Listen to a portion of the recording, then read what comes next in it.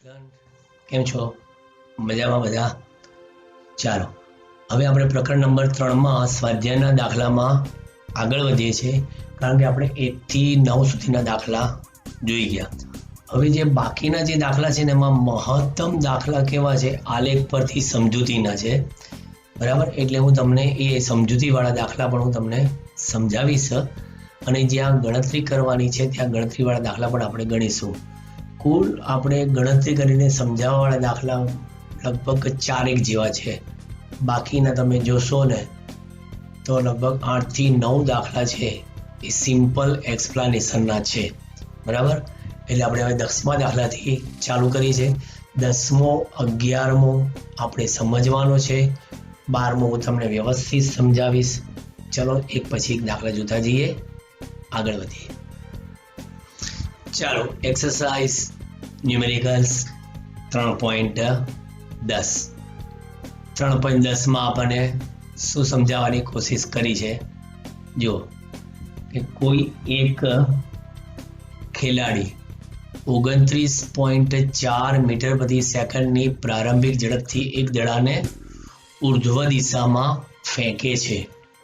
તો હવે એના ઉર્ધ્વ દિશામાં આ દડાને ફેંકે ને એ દરમિયાન કેટલાક પ્રશ્નો આપેલા છે, આપણે એના જવાબોને સમજવાની કોશિશ કરીએ. શું આપેલા છે પ્રશ્નો? દડાની કે છે ઉર્ધ્વ દિશાની ગતિ દરમિયાન પ્રવેગની દિશા કઈ હશે? તમને ખબર છે કે ગુરુત્વાકર્ષણની અસર હેઠળ જ્યારે કોઈ પણ પદાર્થને ઉર્ધ્વ દિશામાં ફેંકવામાં આવે કે અધો દિશામાં મુક્ત પતન કરવામાં આવે, તેના ગુરુત્વ પ્રવેગની દિશા ક્યાં હોય છે? અધો દિશામાં જ હોય છે. એટલે કે પદાર્થની ગુરુત્વાકર્ષણની અસર હેઠળ ગતિ કરે, તેથી તેનો ગુરુત્વાકર્ષણને કારણે મળતો પ્રવેગ હંમેશા અધો દિશામાં એટલે કે પૃથ્વીના કેન્દ્ર તરફ જ હોય. બીજો પ્રશ્ન છે કે તેની ગતિના મહત્તમ ઊંચાઈવાળા બિંદુએ દડાનો વેગ અને પ્રવેગ કેટલો હશે? હવે મહત્તમ ઊંચાઈ પહોંચશે ને તો આપણને ખબર છે કે જે ઊંચાઈએ પદાર્થનો અંતિમ વેગ 0 હોય એ ઊંચાઈને આપણે મહત્તમ ઊંચાઈ કહીએ છીએ, બરાબર. તો મહત્તમ ઊંચાઈ પહોંચશે તો તેનો વેગ 0 થશે, પણ ગુરુત્વ પ્રવેગ તો આપણે પહેલાંય કીધું હતું હમણાં કે અધો દિશામાં જ હોય અને એની કિંમત 9.8 મીટર પ્રતિ સેકન્ડ સ્ક્વેર જેટલી હોય. પછી ત્રીજા નંબરનું સી, દડાની મહત્તમ ઊંચાઈવાળા બિંદુએ સ્થાન x બરાબર 0 ગણો અને સમય t બરાબર 0 તથા શિરોલંબની નીચે તરફની દિશા જે x છે એને ધન દિશા તરીકે પસંદ કરો. તો આ પસંદગીના સંદર્ભે દડાની ઉર્ધ્વ દિશાની ગતિ અને અધો દિશાની ગતિ માટે સ્થાન, વેગ અને પ્રવેગના ચિહ્નો દર્શાવો. હવે આપણને જો એને શું કીધું છે કે x બરાબર 0 અને t બરાબર 0 મહત્તમ ઊંચાઈવાળું બિંદુ, અધો દિશા ધન x તરીકે આપણે સ્વીકારી. તેથી ઉર્ધ્વ દિશામાં પ્રક્ષિપ્ત સ્થાનની સંજ્ઞા કેવી થશે? x ની પોઝિટિવ, વેગ નેગેટિવ, બરાબર, અને પ્રવેગ પોઝિટિવ. ખાલી આ કિસ્સામાં ધ્યાન રાખજો, ઉર્ધ્વ દિશામાં પ્રક્ષિપ્ત સ્થાનની સંજ્ઞા પોઝિટિવ, વેગની સંજ્ઞા નેગેટિવ અને પ્રવેગની સંજ્ઞા પોઝિટિવ. જ્યારે અધો દિશામાંની ગતિની વાત કરશો તો પ્રક્ષિપ્ત સ્થાનની સંજ્ઞા પોઝિટિવ, વેગની સંજ્ઞા પણ પોઝિટિવ અને પ્રવેગની સંજ્ઞા પણ પોઝિટિવ.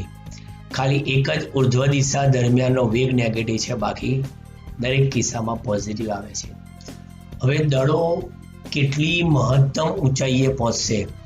પ્રારંભિક વેગ એને આપી દીધો છે આપણને 29.4 મીટર પ્રતિ સેકન્ડ. કેટલા સમય બાદ ખેલાડીના હાથમાં પાછો આવશે? એટલે એનો અર્થ એ થયો કે દડાનો ઉડ્ડયન સમય આપણે શોધવાનો છે. ઉડ્ડયન સમય એટલે ફેંક્યો અને પાછો હાથમાં આવ્યો એ સમય. હવે પ્રક્ષિપ્ત પદાર્થને જ્યારે મહત્તમ ઊંચાઈ પ્રાપ્ત કરે છે ત્યારે એનો સમય હું t ધારું અને એની ઊંચાઈ મહત્તમ કઈ ધારું? h ધારું. તો પ્રારંભિક વેગને મેં v0 કીધો, ઉર્ધ્વ દિશાનો એટલે -29.4 બરાબર, sorry 29.4.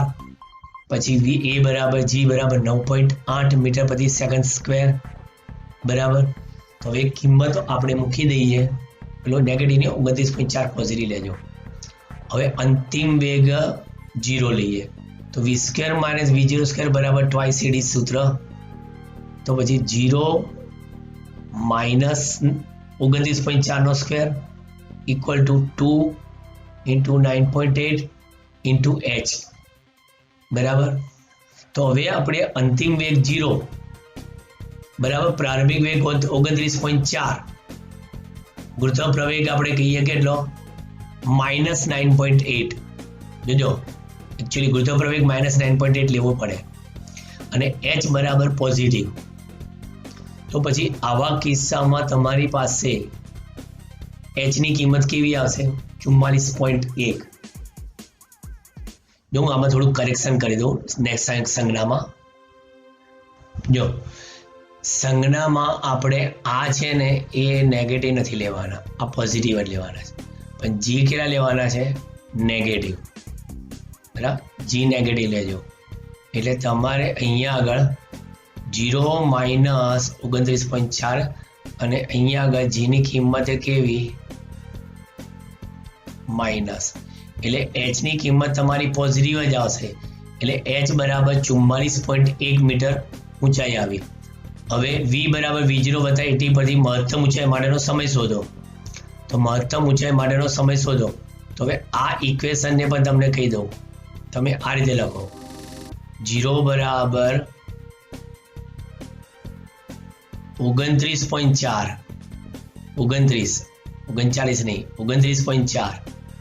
Minus 9.8 into T, 29.4 minus 9.8 into T એટલે ટી બરાબર 29.4 ભાગ્યા 9.8 એટલે 3 સેકન્ડે મહત્તમ ઊંચાઈ પ્રાપ્ત કરશે. જેટલો સમય મહત્તમ ઊંચાઈ પ્રાપ્ત કરતા લાગે છે એટલો સમય મહત્તમ ઊંચાઈથી પાછો હાથમાં આવતા લાગે છે, બરાબર. એટલે ટોટલ કેટલા સમય બાદ ખેલાડીના હાથમાં આવશે 6 સેકન્ડમાં ખેલાડીના હાથમાં એ પાછો આવશે. એટલે આપણે આપણી સંજ્ઞા પદ્ધતિ પ્રમાણે લીધી છે, બાકી બધું બરાબર જ છે, કંઈક દાખલો ખોટો નથી. ખાલી સંજ્ઞા પદ્ધતિ આપણે લઈએ છીએ કે ઉર્ધ્વ દિશામાંનો વેગ પોઝિટિવ, અધો દિશામાંનો નેગેટિવ. ઉર્ધ્વ દિશામાંની કિંમતો બધી પોઝિટિવ, અધો દિશામાંની નેગેટિવ અને ગુરુત્વ પ્રવેગ ઓલવેઝ નેગેટિવ. ઓકે, ચલો નેક્સ્ટ એક્ઝામ્પલ. જો આમાં શું કીધું છે તમને અહીંયા આગળ 3.11 કે નીચે આપેલ કથનોને ધ્યાનપૂર્વક વાંચી ઉદાહરણ અને કારણ સહિત તે સાચા છે કે ખોટા તે દર્શાવો. અને કણની એક પરિમાણીય ગતિમાં કોઈ એક ક્ષણે તેની ઝડપ શૂન્ય હોવા છતાં તેનો પ્રવેગ અશૂન્ય હોઈ શકે. બોલો. તો કે છે આ સાચું છે. કેમ કીધું કે જો પદાર્થને ઉર્ધ્વ દિશામાં ફેંકવામાં આવે તો મહત્તમ ઊંચાઈએ એનો ઝડપ એટલે કે વેગ શૂન્ય થાય, પણ પ્રવેગ તો અધો દિશામાં 9.8 મીટર પ્રતિ સેકન્ડ સ્ક્વેર છે જ, બરાબર. અધો દિશામાં તેનો પ્રવેગ છે જ એટલે ઝડપ શૂન્ય હોવા છતાં પણ પ્રવેગ કન્ટિન્યુઅસ મળે છે. એ આ એની સમજૂતી થઈ. પછી કીધું ઝડપ શૂન્ય હોવા છતાં તેનો વેગ અશૂન્ય હોઈ શકે. ઝડપ શૂન્ય હોવા છતાં વેગ અશૂન્ય, આ ખોટું છે. કેમ? કારણ કે ઝડપ એ તો વેગનું મૂલ્ય છે, વેગના મૂલ્યને શું કહેવાય ઝડપ. તેથી ઝડપ જો શૂન્ય હોય તો વેગનું મૂલ્ય પણ શૂન્ય થાય, અને વેગનું મૂલ્ય શૂન્ય થાય તો પછી એ વેગ શું કામનો, એટલે વેગ એ શૂન્ય જ થાય. હવે ઝડપ અચળ હોય તો પ્રવેગ શૂન્ય હોય. હવે આને સાચું કીધું છે, બરાબર, અને ખોટું છે કહી શકાય. કેમ? જો એને સાચું છે કેમ કીધું? જ્યારે કણ સુરેખ માર્ગે અચળ ઝડપથી સમય સાથે ગતિ કરે ત્યારે તેનો વેગ અચળ હોય, તેથી વેગમાં ફેરફાર શૂન્ય થાય. પણ સુરેખ માર્ગે તમને કીધું છે જ્યારે કોઈ કણ સુરેખ માર્ગે ગતિ કરે ને તો તેનો વેગનું મૂલ્ય અને ઝડપનું મૂલ્ય સરખું જ હોય. પણ જો નિયમિત વર્તુળમય ગતિ કરે, જો આ સીના કિસ્સામાં કહું છું, જો સીના કિસ્સામાં તે નિયમિત વર્તુળમય ગતિ કરે તો તમને કહી દઉં કે ધારો કે આ બિંદુની વાત કરો, આ એનો આ ત્રિજ્યાનો વર્તુળ માર્ગ, તો એના વેગની દિશા આ બાજુ, આ વેગની દિશા આ બાજુ, આ વેગની દિશા આ બાજુ, આ વેગની દિશા આ બાજુ.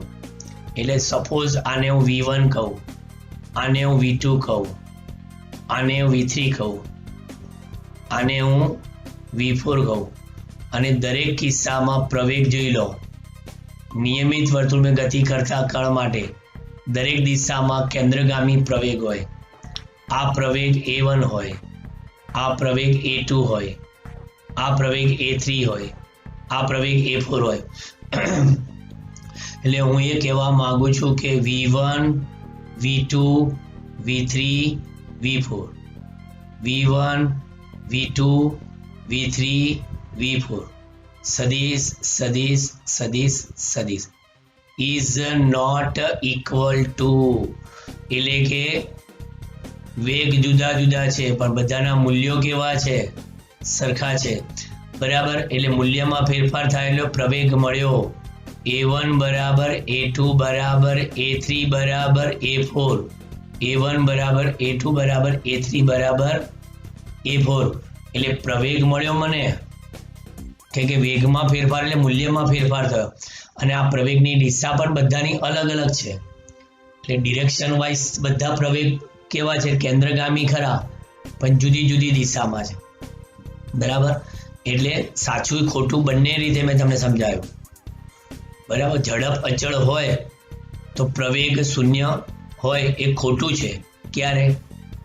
આ સંદર્ભમાં અત્યારે મેં બતાવીએ. ચલો, પ્રવેગના ધન મૂલ્ય માટે ગતિ વધતી છે. આમાંય બે કેસ શક્યતા છે, સાચું કહેવાય, ખોટું કહેવાય. કેમ? ખોટું ત્યારે છે જો આપણે ગુરુત્વ પ્રવેગ જે અધો દિશામાં લાગે છે તે દિશાને ધન લઈએ તો ઉર્ધ્વ દિશામાં પ્રક્ષેપ ગતિમાં પદાર્થની ઝડપ ઘટતી જતી હોય છે. બરાબર. પદાર્થની ઝડપ ઘટતી જતી, એટલે ગતિ ઘટતી જાય છે. પણ જો વેગ અને પ્રવેગની દિશા એક જ હોય તો ગતિ વધતી જાય છે, ત્યારે એ સાચું છે. એટલે તમારે બે રીતે જીભા જોડી કરીને સત્યાર્થતા ચકાસવાની રહેશે. Okay, clear? ચલો હવે 12મો દાખલો. ચલો, કોઈ એક દડાને 90 મીટર ઊંચાઈ પરથી ફર્શ એટલે કે ફ્લોર પર પડતો મૂકવામાં આવે છે. ફર્શ સાથે પ્રત્યેક સંઘાત દરમિયાન દડો તેની મૂળ ઝડપના 10મા ભાગ જેટલી ઝડપ ગુમાવે છે. દડાની આ ગતિ માટે તમે 0 થી 12 સેકન્ડ માટે ઝડપ વિરુદ્ધ સમયનો આલેખ દોરો. પરીક્ષાની દ્રષ્ટિએ આની અગત્યતા ઘણી જ ઓછી છે જો આલેખ દોરવાનો કહે તો, પણ ગણતરી કરવાની કહે તો શક્યતા પાછી છે. તો આપણે આને સ્ટેપ બાય સ્ટેપ કરીએ, દરેક વખતે ઝડપ ગુમાવતા જઈએ. બરાબર. અને આગળ ચર્ચા કરતા જઈએ. પછી આલેખ છેલ્લે બધી ગણતરી પત્યા પછી આપણે દોરીશું. ચાલો, અહીંથી આપણે સ્ટાર્ટ કરીએ. સૌથી પહેલા કે છે દડાને h બરાબર 90 મીટર ઊંચાઈએથી ક્યાં? તો કે ફર્શ પર આવતા લાગતો સમય. આપણે ડાયરેક્ટ મુક્પતન પામતા પદાર્થના ગતિના સમીકરણનો ઉપયોગ કરો તો તમને ખબર છે કે 2h બાય g. જો વેગ ખબર હોય તો આપણને મહત્તમ ઊંચાઈ પ્રાપ્ત કરવા માટે લાગતો સમયમાં v બરાબર v0 વત્તા at પરથી કરી શકે. પણ અહીંયા આગળ હાઈટ પરથી નીચે પડે છે તો 2h બાય g.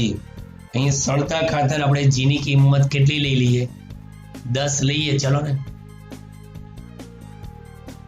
એટલે 2 into h 90 મીટર ભાગ્યા 10. ચલો બધા પોતપોતાના કેલ્ક્યુલેટરથી ગણતરી કરવા મંડી પડો. એટલે તમારો જવાબ પહેલા આવશે 4.24 સેકન્ડ. બરાબર. એટલે ટૂંકમાં h ઊંચાઈથી જમીન પર પડે છે એટલે ફટાફટ અહીંયા આગળ વેગ વધતો જાય છે. બરાબર. એટલે કે છે હવે આ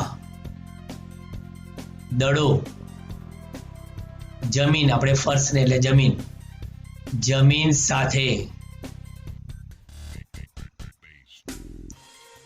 અથડાય ત્યારે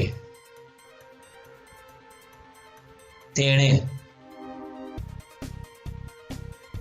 પ્રાપ્ત કરેલ વેગ શોધીએ. જમીન સાથે અથડાય ત્યારે પ્રાપ્ત કરેલ વેગ. હવે એમાં આપણી પાસે સમય પરથી પણ શોધો કે 4.24 સેકન્ડમાં પડ્યો તો સમય પરથી પણ વેગ શોધી શકીએ. બરાબર. નહીતર પછી આપણી પાસે સૂત્ર છે v² - v0² બરાબર ટ્વાઇસ AD પરથી v² - 0 બરાબર શું લખશો? -2 into g into -h, કારણ કે અધો દિશાની કિંમત બધી માઇનસ, એટલે v² બરાબર માઇનસ માઇનસ પ્લસ 2 ગુણ્યા 10 ગુણ્યા 90, એટલે કેટલા આવશે?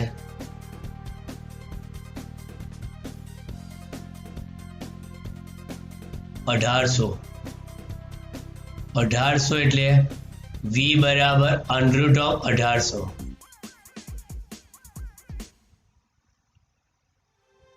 એટલે આમ આપણે ગણીએ તો 2 ગુણ્યા 900 એટલે કે 30√2 મીટર પ્રતિ સેકન્ડ. જો યાદ રાખજો દરેક વખતના સમય અને જે મેં કીધા હું એને હાઇલાઇટ ફરી કરતો જાઉં દરેક વખતના.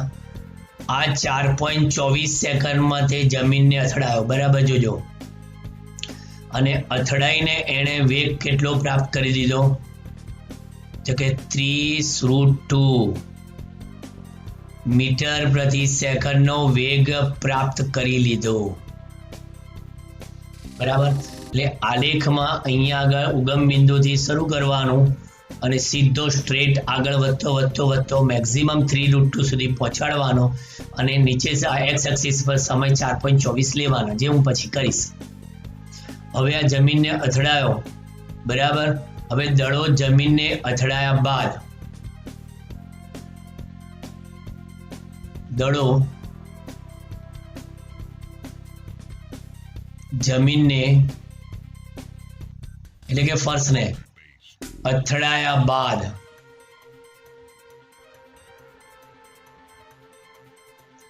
દસમા ભાગનો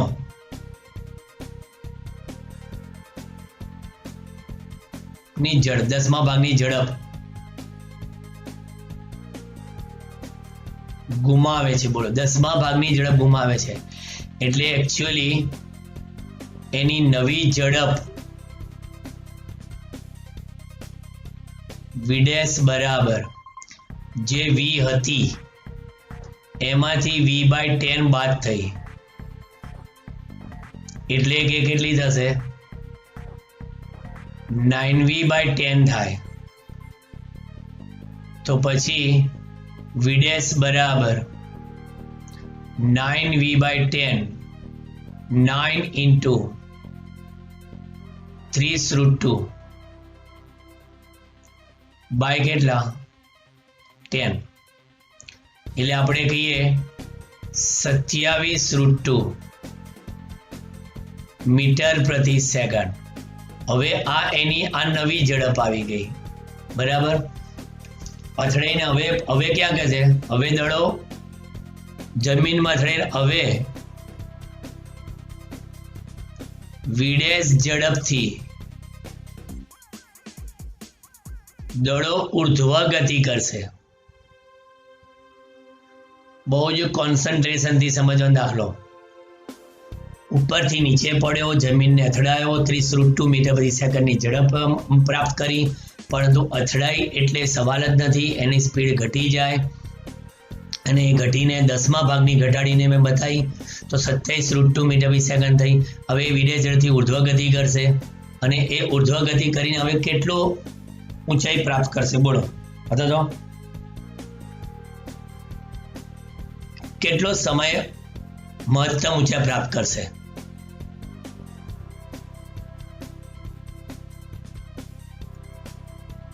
દડાએ હવે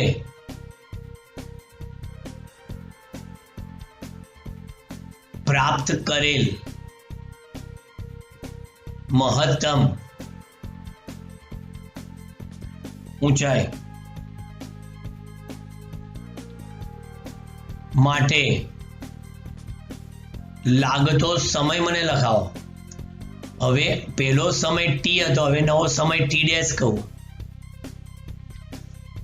તો ટી ડેશ બરાબર શું કહું તો કે સાહેબ વી ડેશ બાય જી લખો, કારણ કે જેટલા વેગથી એને ફેંક્યો ને એ વેગ ભાગ્યા ગુરુત્વ પ્રવેગ આપણે ગતિના સમીકરણમાં જોઈ ગયા છે. મહત્તમ ઊંચાઈ પ્રાપ્ત કરવા માટે લાગતો સમય બરાબર, એટલે તમારી પાસે આ 27√2 ડિવાઇડેડ બાય 10. હવે સમયને આપણે કેલ્ક્યુલેટરથી ગણીએ કે જેમ 4.24 ગણ્યા ને એમ સમયને ગણીએ 27√2 બાય 10 ગણીએ આપણે એને કેલ્ક્યુલેટરથી. કેટલો આવે છે? 3.81 સેકન્ડ. આને આપણે રાખીએ સાઈડમાં. જો જેટલી આપણે આ બતાવીએ છે ને ગ્રીન, જો આ પણ આપણે ગ્રીન બતાવીએ કારણ કે મને આની પણ જરૂર પડશે, મને આ સમયની પણ જરૂર પડશે. 3.81 સેકન્ડ બરાબર મહત્તમ ઊંચાઈ પહોંચતા લાગતો સમય. પણ હવે થોડો ઉપર જતો ગયો બરાબર, ઉપર એટલે ધીરે ધીરે ધીરે ધીરે ધીરે એનો વેગ શું થતો જશે? ઘટતો જશે બરાબર. ઘટીને પાછો શું થશે? શૂન્ય થશે બરાબર. હવે એ ટાઈમ કેટલો લાગશે તો કહે છે કે દડાએ જેટલો સમય એટલે મહત્તમ ઊંચાઈ પ્રાપ્ત કરતા લગાડ્યો બરાબર, એટલો સમય પાછો મહત્તમ ઊંચાઈથી પાછો નીચે આવતા લગાડશે બરાબર. એટલે ટોટલ આ સમયમાં એક જ મિનિટ ગણતરી કરવાની છે મારે.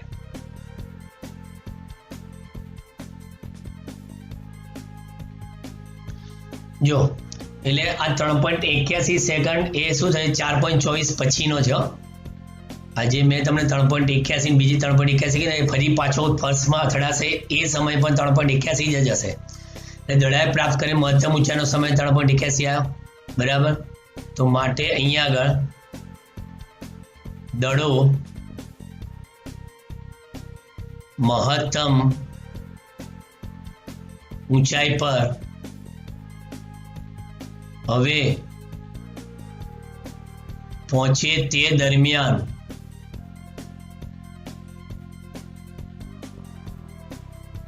લીધેલ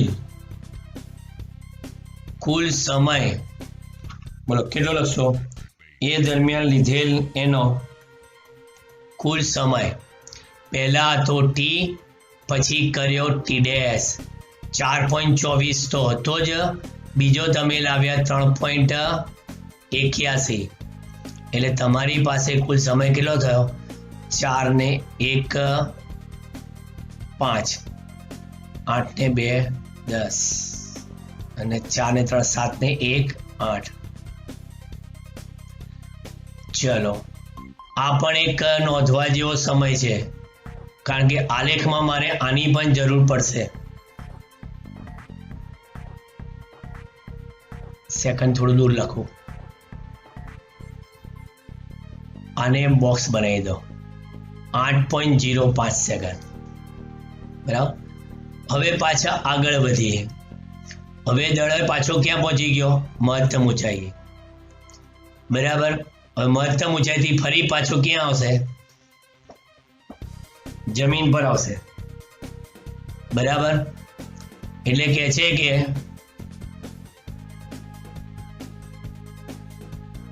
દડો હવે જમીન પર ફરી T" બરાબર 3.81 સેકન્ડમાં પાછો ફરી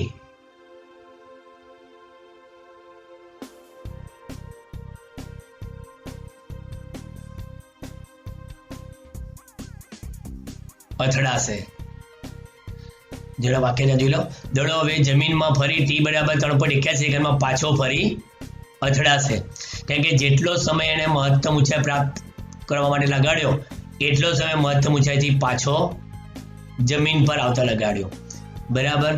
હવે આ દરમિયાન ફરી પાછો સંઘાત થયો. આ દરમિયાન ફરી સંઘાત થશે. એટલે માટે કુલ સમય હવે કેટલો થવાનો જમીન પર ફરી અથડાશે? T" બરાબર 8.05 માં 3.81 ઉમેરવાના છે. એટલે 11.86 જે આ તમારા ટાર્ગેટ છે ત્યાં સુધી પહોંચી ગયા. આપણા ટાર્ગેટ સમય સુધી પહોંચી ગયા 11.86 સેકન્ડ. બરાબર. અને ફરી પાછો એનો વેગ મારે શોધવો પડશે ને. બરાબર. એટલે માટે વેગ કેટલો હતો? 27√2 હતો ને. બરાબર. માટે દડાએ અથડામણ બાદ હવે પ્રાપ્ત કરેલ વેગ દડાએ અથડામણ બાદ હવે પ્રાપ્ત કરેલ વેગ V" બરાબર 9/10 into V'. એટલે 9/10 into V' એટલે કેટલા? 27√2. બોલો, કેલ્ક્યુલેટર થી કરવાની જરૂર નથી, ખાલી √2 એમને એમ રાખો. 24.3√2 મીટર પ્રતિ સેકન્ડ. આ પણ મારા આલેખમાં લેવાનો છું.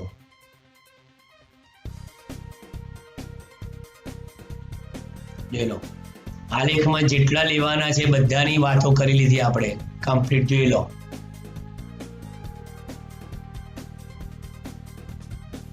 બરાબર. હવે હું આલેખ દોરવાની વાત કરું છું, એટલે હવે આમાંથી ખસેડી અમુકને. જો હવે ઉપરનો મારે કિંમતો ના લેવી પડે એટલે મેં આલેખમાં બધા પોઈન્ટ મૂકી દીધા એના પહેલેથી જ. બરાબર. એટલે બધી જ કિંમતો મને ડાયરેક્ટ જ મેં લખી નાખી. હવે ખાલી આલેખ દોરવાનો કે શરૂઆતમાં વેગ 0 હતો. બરાબર. એટલે ઉપરથી એને h બરાબર 90 મીટર ઊંચાઈથી ફેંક્યો એટલે એનો વેગ સતત વધતો ગયો આમ. એટલે આ વેગ વધતો ક્યાં પહોંચ્યો? અહીંયા. અને એ વેગ તમે લખ્યો કેટલો? v જેટલો. બરાબર. એટલે આ ગતિ જે ઉપરની તરફની થઈ એ આમ ભલે વેગ ઉપર તરફ બતાવે છે પણ આ કઈ થઈ? અધોગતિ થઈ. દડાની અધોગતિ. દડાની અધોગતિમાં વેગમાં વધારો થયો. પછી વેગ અહીંયા આગળ અથડામણ થઈ એટલે આને કહેવાય this is the first collision. પ્રથમ સંઘાત થઈ ગયો. એટલે સીધો વેગ v નો કેટલો થઈ ગયો? V' 27√2 હતો. V' 27√2. બરાબર. સમય 4.24. ત્યાર પછી હવે કઈ ગતિ થશે? બોલની ઉર્ધ્વ ગતિ, એટલે વેગનો ઘટાડો.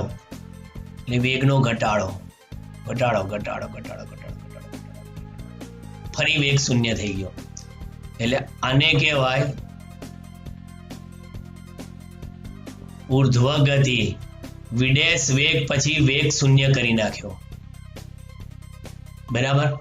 ફરી પાછો એટલો જ વિડેશ જેટલો વેગ કર્યો,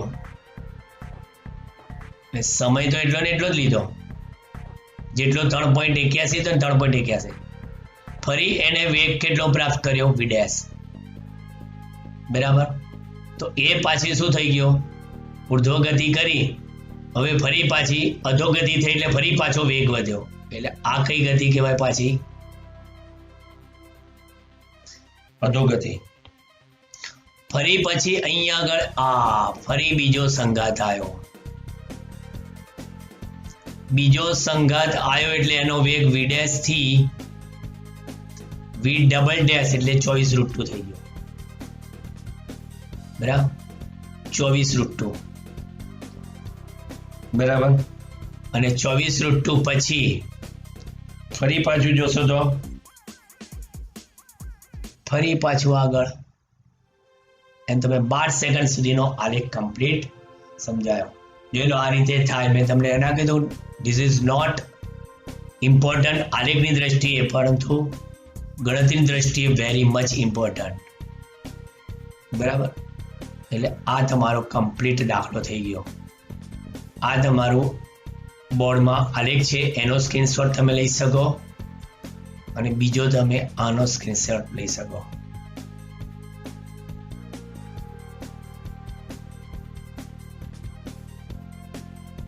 આનો ઓકે, આ બે તમે સ્ક્રીનશોટ લઈ લો, બહુ જ ઇમ્પોર્ટન્ટ છે. ચલો હવે 3.13 ફરી પાછો સમજવાનો જ દાખલો આવ્યો. ઉદાહરણ સહિત બંનેના તફાવત સ્પષ્ટ કરો. કોઈ એક સમયગાળામાં સ્થાનાંતરનું માન, જેને આપણે અંતર પણ કહીએ છીએ, પથ લંબાઈ પણ કહીએ છીએ, બરાબર. હવે એને કોઈ કણ દ્વારા આટલા સમયગાળામાં કાપેલી કુલ પથ લંબાઈ સાથે કમ્પેર કરો. કોઈ એક સમયગાળામાં સરેરાશ વેગનું માન, પહેલાનો જવાબ આપણે આપીએ. પહેલા ગતિમાન પદાર્થના આપેલા સમયગાળામાં સ્થાનાંતરનું મૂલ્ય એ કણના પ્રારંભિક સ્થાન અને અંતિમ સ્થાન વચ્ચેનું લઘુત્તમ અંતર છે. જ્યારે પથ લંબાઈ આપેલા સમયગાળામાં કાપેલું કુલ અંતર છે. તો બધાને ખબર છે કે તમે કોઈ કણને લઈને અહીંથી ઉપડ્યા આપણે આમ કરતા જાઓ, ઓકે. તો પછી આ એ થી બી તરફ જશો તો એનું લઘુત્તમ અંતર આ છે, એ તમારું સ્થાનાંતરનું માન છે, બરાબર. જેને તમે અંતર કહી શકો, પણ આખી આ છે પથ લંબાઈ, આખી આ પથ લંબાઈ થઈ, બરાબર. એટલે એ બંને સરખું નથી. આ એક જ કિસ્સામાં સરખું છે, જેની ચર્ચા હવે બીમાં આપણે કરીએ છીએ. બીમાં કીધું કોઈ સમયગાળામાં સરેરાશ વેગનું માન અને એટલા સમયગાળામાં સરેરાશ ઝડપ, આપેલા સમયગાળા માટે કણની સરેરાશ ઝડપ, જે આ તો વ્યાખ્યા આપી. દર્શાવો કે બીજી રાશિ પ્રથમ રાશિ કરતાં મોટી કે તેના જેટલી છે. આ મેં તમને વિડીયો લેક્ચરમાં સમજાવવાની કોશિશ કરી હતી, બરાબર. અહીંયા આગળ એમણે કીધું છે સરળતા ખાતર ગતિને એક પારિમાણિક લો, એટલે મેં એક પારિમાણિક ગતિ લીધી. એ થી ક્યાં ગયા? બી પર. તો એ થી બી પર જાઓ તો સ્થાનાંતરે કેટલું? એ બી. પથ લંબાઈ કેટલું? એ બી. એટલે સ્થાનાંતર ઇક્વલ ટુ પથ લંબાઈ થઈ ગયું. ચલો, સુરેખ પથ પર ગતિ કરતા કણ માટે હંમેશા પથ લંબાઈને સ્થાનાંતર અને ઝડપ સરખી જ થાય. હવે આવા કિસ્સામાં તમે ઝડપ અને વેગ બંને લાવશો, સરખો જ આવશે, સરખા સમયગાળામાં. હવે જો પદાર્થ એ થી બી પર ગયો,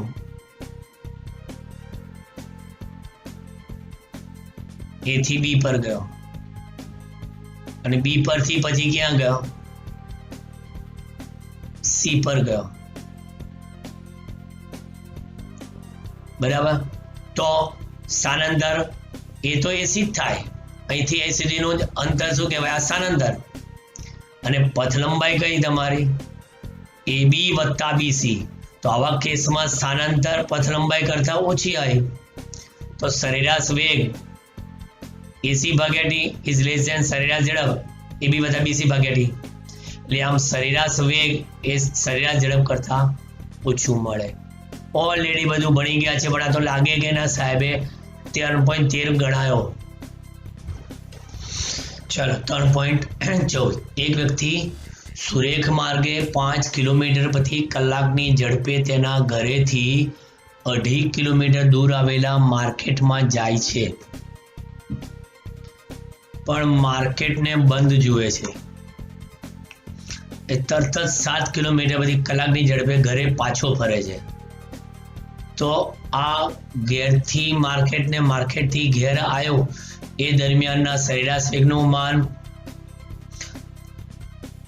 0 થી 30 મિનિટ 0 થી 50 મિનિટ ને 0 થી 40 મિનિટ દરમિયાન એની સરેરાશ ઝડપ પણ કેટલી હશે. એ ટૂંકમાં મેં કમ્પ્લીટ એક કોષ્ટક બનાવીને મૂકી દીધું તમારી સામે. બસ તમારે ગણતરી કરીને કોષ્ટકમાં મૂકી આવવાની. સૌથી પહેલા તો આપણે વ્યક્તિ માર્કેટ સુધી પહોંચે છે એ માટેનો સમય શોધીએ.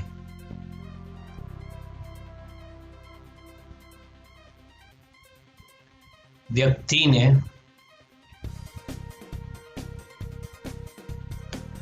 માર્કેટ સુધી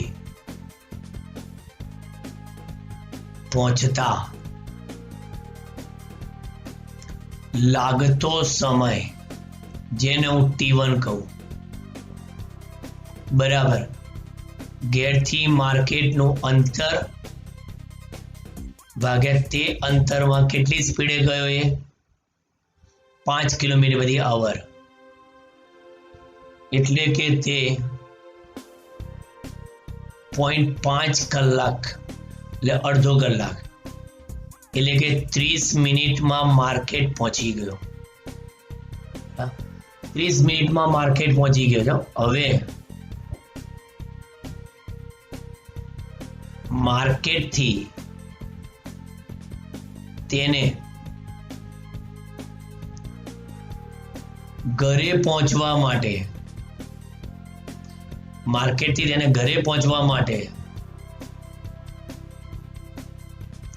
લાગતો સમય T2 કેટલો? અંતર તો માર્કેટનું 2.5 કિલોમીટર જ છે પણ એ તો 7 કિલોમીટર પ્રતિ કલાકની સ્પીડે આવ્યો ને.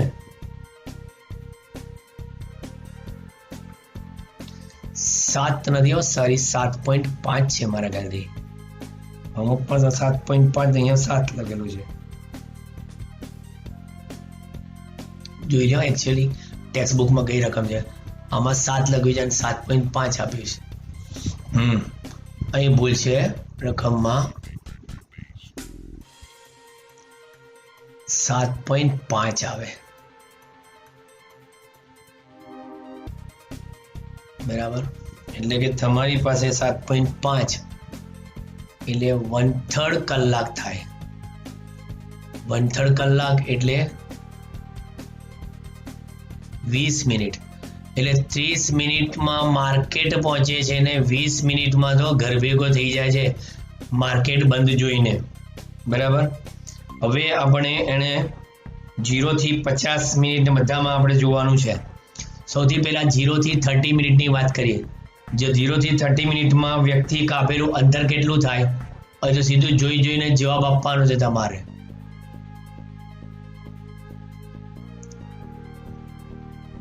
ચાલો 0 થી 30 મિનિટમાં એણે કાપેલું અંતર 2.5 કિલોમીટર થાય બરાબર.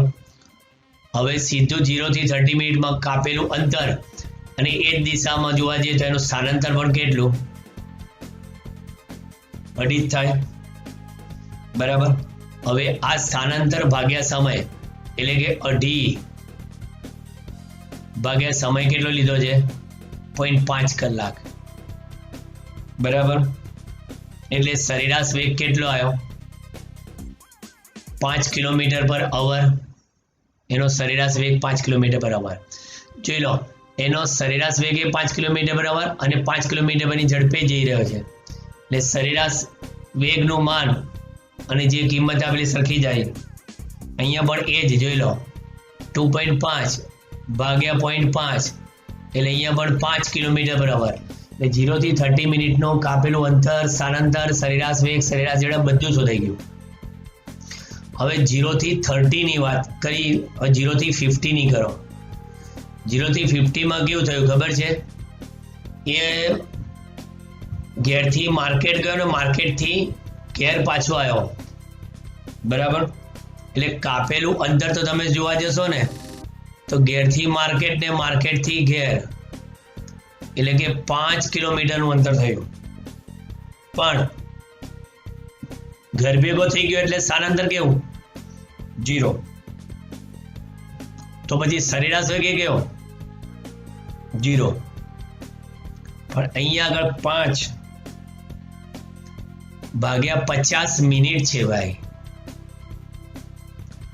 બરાબર? એટલે એની ગુણ્યા 60 એટલે કેટલા આવશે?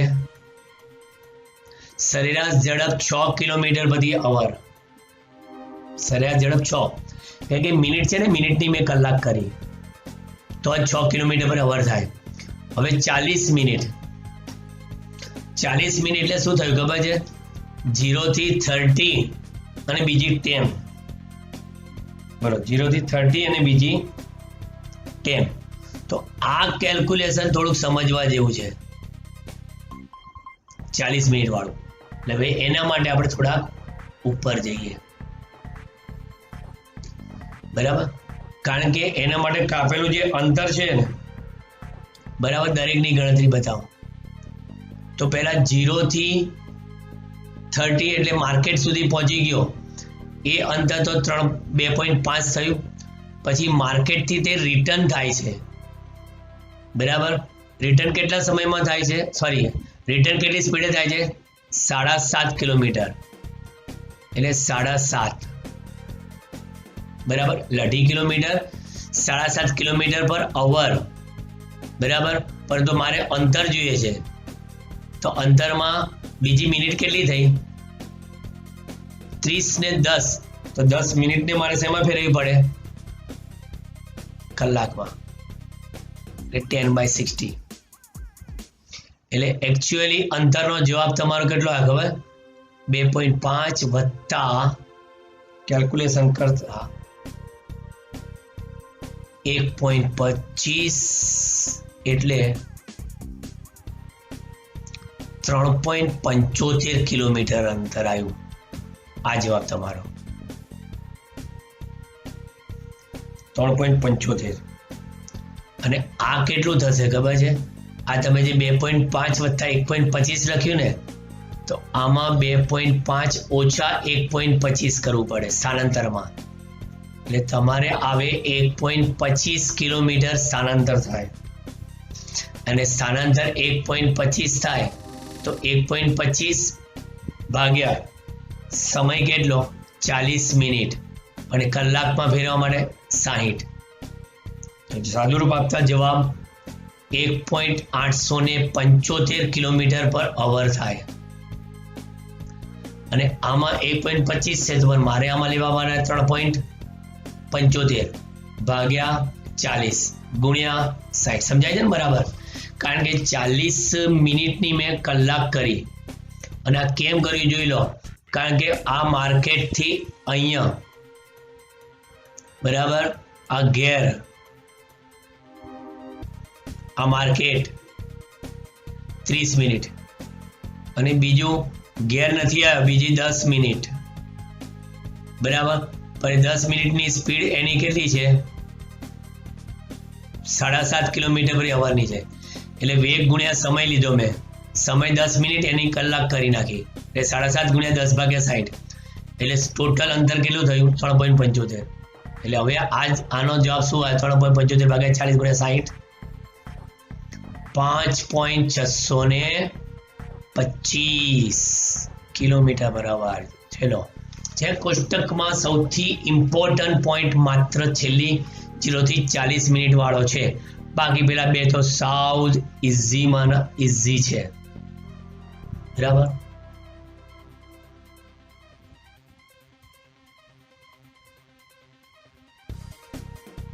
ચાલો.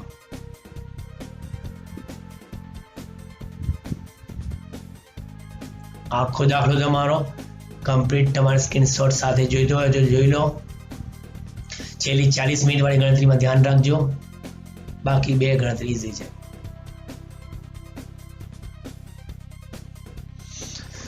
ચલો 3.15 માં કશું નથી. આગળ આપણે 13મો અને 14મો જે સરેરાશ ઝડપ અને સરેરાશ વેગ નો જે દાખલો જોઈ ગયા ને, જેમનો તફાવત જોયો કે સરેરાશ વેગ ને સરેરાશ ઝડપ તો જ સરખા હોય જ્યારે માત્ર ગતિપથ સુરેખ હોય.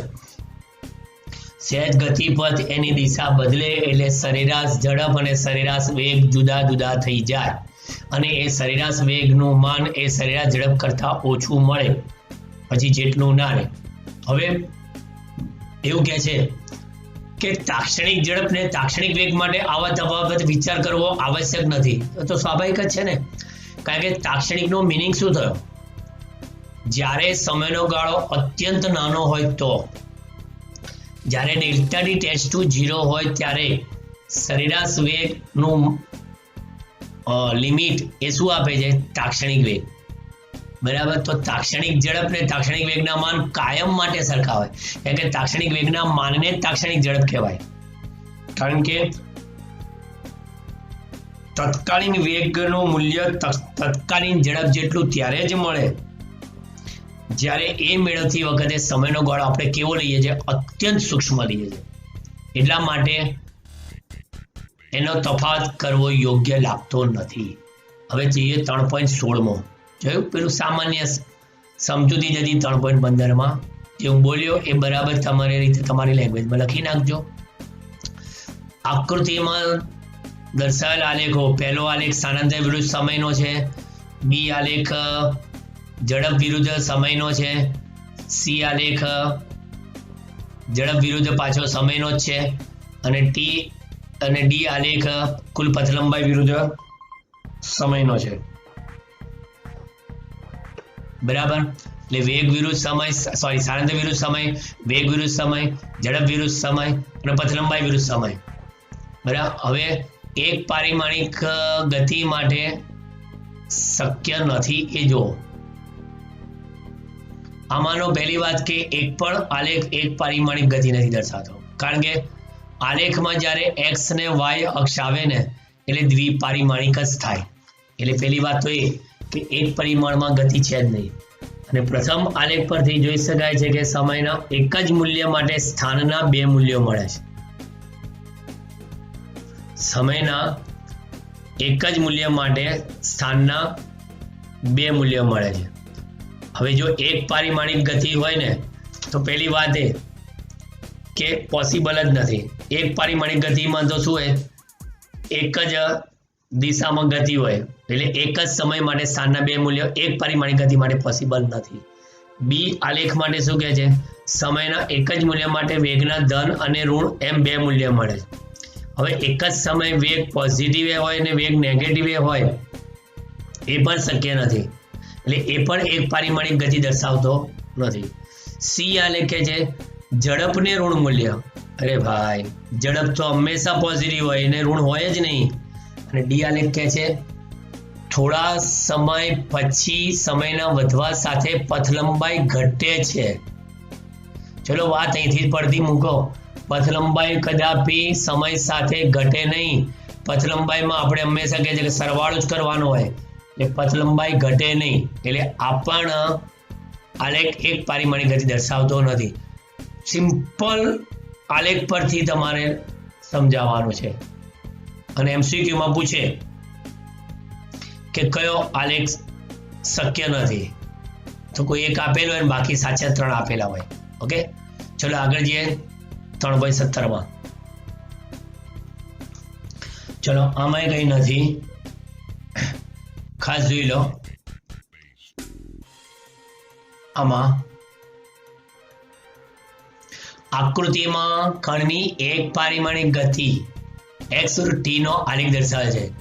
આલેખ પરથી એમ કેવું સાચું છે કે t is less than 0, કારણ કે જો અહીંયા જે આલેખ એને બતાવેલો છે ને એમાં આ પોર્શન છે ને એ t is greater than 0 બાજુનો છે, અને અહીંથી આ જે જો આ t is less than 0 છે. યોગ્ય ભૌતિક સંદર્ભનો અભિપ્રાય આપવાનો છે આપણે, બરાબર. એટલે કહે છે કે ના, એમ કેવું સાચું નથી કે t is less than 0 માટે કણ સુરેખ પથ પર ગતિ કરે અને t is greater than 0 માટે કણ પરવલય આકારના પથ પર ગતિ કરે. ચૂંટણીની ભૂલ. કારણ કે x વિરુદ્ધ t નો આલેખ કણનો વક્ર માર્ગ દર્શાવતો નથી. કોઈ દિવસ આલેખ પરથી તમને એમને ખબર નહીં કે વક્ર માર્ગે, કે x માં નિયમિત રીતે વધારો થતો હોય તો સુરેખ આલેખ કહેવાય, અનિયમિત રીતે વધારો થતો હોય તો આ રીતે વક્ર આલેખ કહેવાય. આલેખ વક્ર ગતિપથ વક્ર છે એવું નથી દર્શાવતો, કારણ કે t બરાબર 0 સમય x બરાબર 0. સંદર્ભ જોઈતો હોય તો મેં સંદર્ભ આપેલો છે કે ટાવરની ટોચ પરથી મુક્ત પતન કરતા પદાર્થ માટે t બરાબર 0 હોય તો x બરાબર 0 થાય. બસ પતી ગયો આ દાખલો. પૂછાવાની શક્યતા 0.05%. ચાલો 3.18 કોઈ એક રાજમાર્ગ પર 30 કિલોમીટર પ્રતિ કલાકની ઝડપે દોડતી પોલીસ વાન, એટલે હવે અહીંયા આગળ આપણે લખીએ velocity of police with respect to the ground 30 kilometre પર અવર, આટલી સ્પીડે જઈ રહી છે. એ કેટલી છે? 8.33 મીટર પર સેકન્ડ. કારણ કે મેં 30 કિલોમીટર પર અવરના મીટર પર સેકન્ડ કર્યા, 1000 વડે ગુણ્યા અને 3600 વડે ભાગ્યા. હવે દોડતી પોલીસ તેની જ દિશામાં 192 કિલોમીટર પ્રતિ કલાક. વાહ, ચોરે તો ભગાવી. ચોરને આપણે શું કહીએ? સી ફોર ચોર કહીએ. ચાલો ને, આમ તો ચોર એટલે થીપ કહેવાય, પણ ટી કરતા સી રાખે. ચોરનો જમીનની સાપેક્ષે વેગ 192 કિલોમીટર પર અવર. કેલ્ક્યુલેટરથી ગણી 192 ગુણ્યા 1000 ભાગ્યા 3600, એટલે આમ તો 33333 છેક સુધી થાય 53.33 મીટર પ્રતિ સેકન્ડ. બંદૂકની નળીમાંથી નીકળતી ગોળીની ઝડપ 150 જો સુધારેલી છે મેં મીટર પ્રતિ સેકન્ડ. બાકી ચોપડીમાં તમે જોજો ગોળીની સ્પીડ આપેલી છે 150 કિલોમીટર પર અવર. હવે આટલી સ્પીડે ગોળી ના છોડવાની હોય, આટલી સ્પીડ હોય જ નહીં. 150 મીટર પ્રતિ સેકન્ડ એટલે ગોળીની સ્પીડ, એટલે આપણે કહીએ velocity of a bullet with respect to the ground. એ તો ઓલરેડી MKS માં છે, મીટર પર સેકન્ડ. ચલો, બધી જમીનની સાપેક્ષે બધું માપી લીધું આપણે, બરાબર. ગોળીની સ્પીડ તો હવે એકચ્યુઅલી પોલીસના હાથમાં છે ને રિવોલ્વર, તો બરાબર. એટલે ખરેખર આપણે જોવા જઈએ ને, બરાબર, તો કે ગોળીની પરિણામી જે ઝડપ થશે ને વેલોસિટી ઓફ બુલેટ, એ ખરેખર કેટલી થાય ખબર છે? 150 વત્તા, કેમ? કારણ કે બુલેટની જે સ્પીડ છે વત્તા એ શેમાં બેઠી છે? બુલેટ, અરે બુલેટ બેઠી ને એટલે પોલીસના હાથમાં છે 8.33. એટલે ખરેખર બુલેટને સ્પીડ કેટલી મળે ખબર છે? 158.33 મીટર પ્રતિ સેકન્ડની સ્પીડ મળે બુલેટને, બરાબર. પોલીસની જીપ છે ને એનો વેગ એડ કરી દીધો. Okay, clear. હવે આગળ વધીએ. આટલી વસ્તુ બધી ગઈ મારે. તો હવે શું કરશો? ગોળી ચોરની કારને અથડાશે. ગોળી ચોરની કારને અથડાય ત્યારે તેનો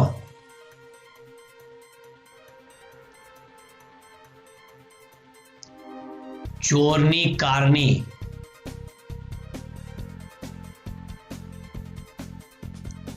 સાપેક્ષે વેગ વેલોસિટી ઓફ શું લખાય velocity of bullet with respect to the chore VBC is the velocity of bullet minus velocity of chore એટલે ચોરની કાર બુલેટની સ્પીડ કેટલી છે કે સાહેબ 158.33 ઓછા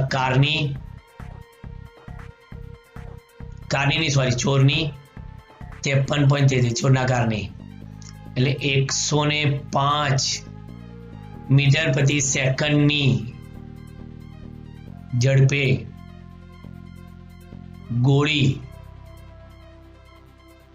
ચોરની કારને અથડાશે લો આ એનો જવાબ બરાબર સાપેક્ષ વેગનું નોલેજ હોવું આવશ્યક છે ઓકે બધા દાખલા બાકીના 19 20 21 22 કેવા છે ડિસ્ક્રિપ્ટિવ ટાઈપ છે ફટાફટ આપણે જોઈ લઈએ નજર મારી લઈએ એની પર પણ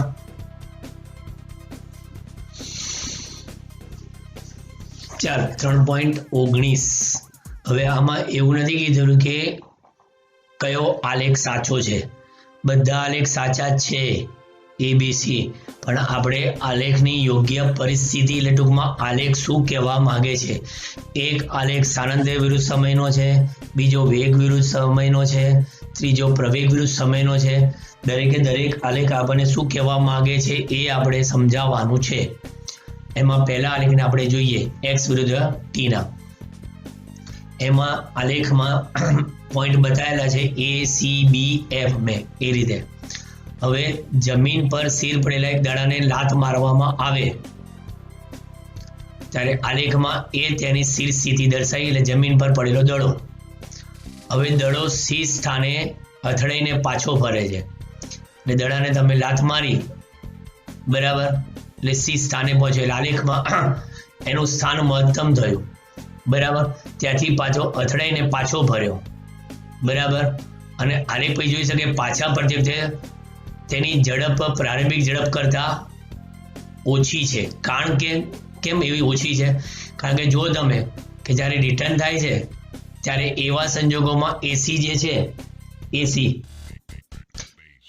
એ એસી સૂર્યરેખાનો ઢાળ અને સીબી નો ઢાળ એ ચકાસતા જોવા જાઓ ને તો ઢાળ સીબી નો ઓછો છે ઢાળ ઓછો તો ઝડપ ઓછી અને એસી નો ઢાળ વધારે છે કે તમે એને લાત મારી એટલે એની ઝડપ વધારે છે પછી અથડાઈને પાછો ફરે એટલે ઝડપ એની ઘટી ગઈ એટલે સીબી ઢાળ એનો કેવો આવ્યો ઓછો આવ્યો અને પછી એ ઋણ સ્થાનાંતરે પહોંચ્યો બરાબર અને પછી શું આવ્યું BF ભાગ દર્શાવે કે દડો હવે બીજી દિવાલ સાથે અથડાઈને અટકી ગયો એટલે આમ સીધો સુરેખ જતો રહ્યો એટલે એક જગ્યાએથી લાત મારીને દિવાલ સાથે અથડાઈને પાછો આવ્યો અને પછી બીજી દિવાલ સાથે પહોંચી ગયો ચલો હવે બીજો આલેખ જુઓ તમે એન્ટેના જેવો છે એન્ટેના જેવો છે આલેખમાં હવે શું છે જો વેગની બધી લાઈનો છે ધીમે ધીમે ધીમે ધીમે ધીમે ધીમે ધીમે ઘટતી ગઈ બતાવેલી છે એટલે નાની થતી ગઈ છે આ સેમ આવો એક દાખલો આપણે જોયો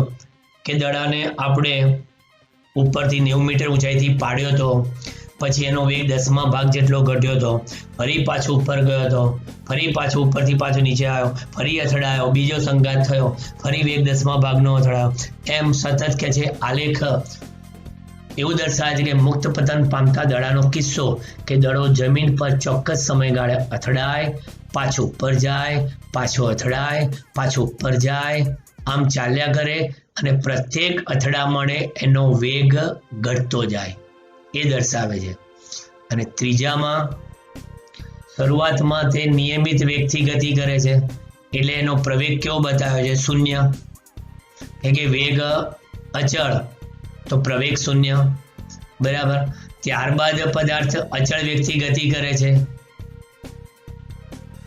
બરાબર હવે અચળ વેગથી ગતિ કરે છે બરાબર સોરી અચળ પ્રવેગથી આવે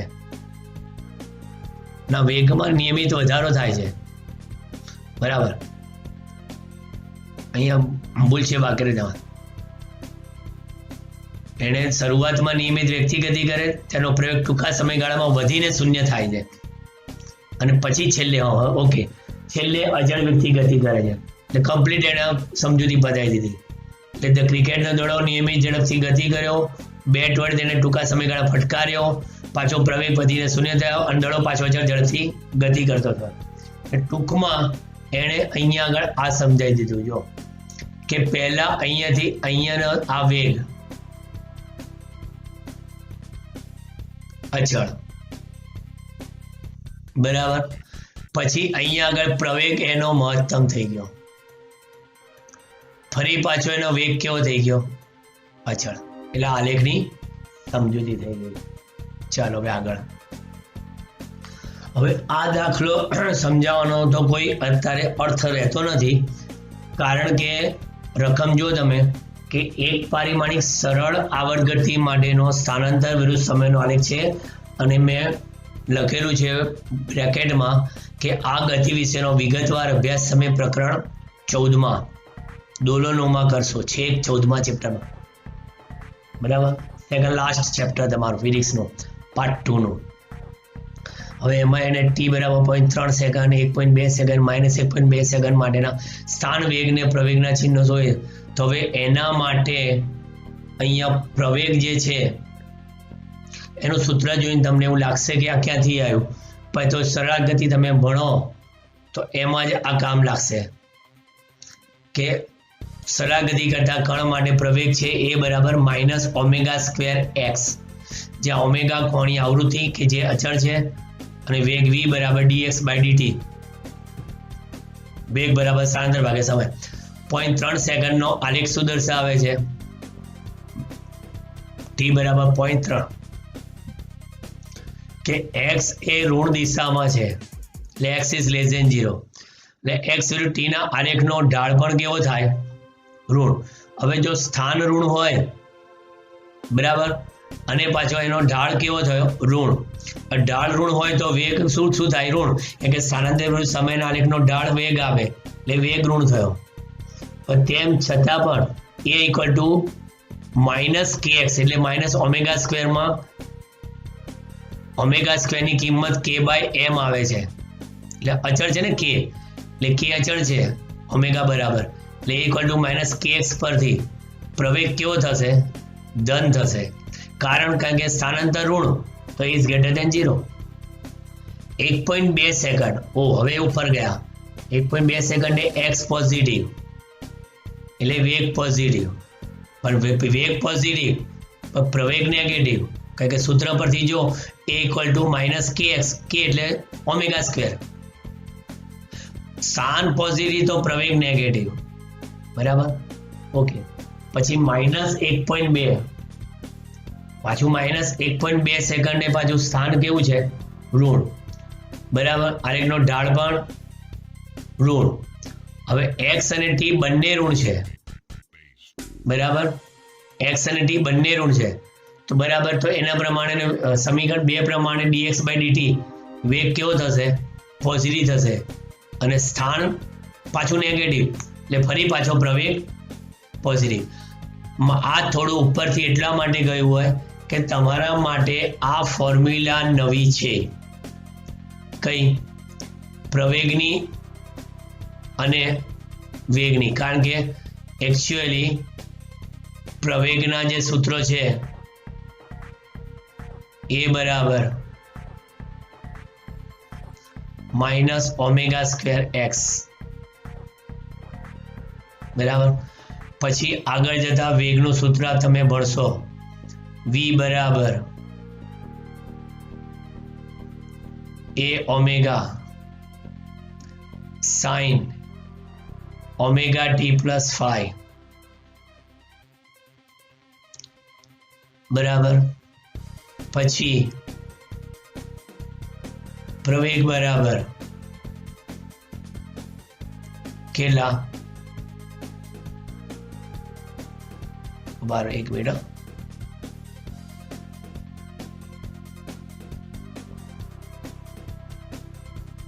એ omega cos omega d plus, તો આ આવશે minus a omega square sine omega t plus 5. આ બધું ક્યારે?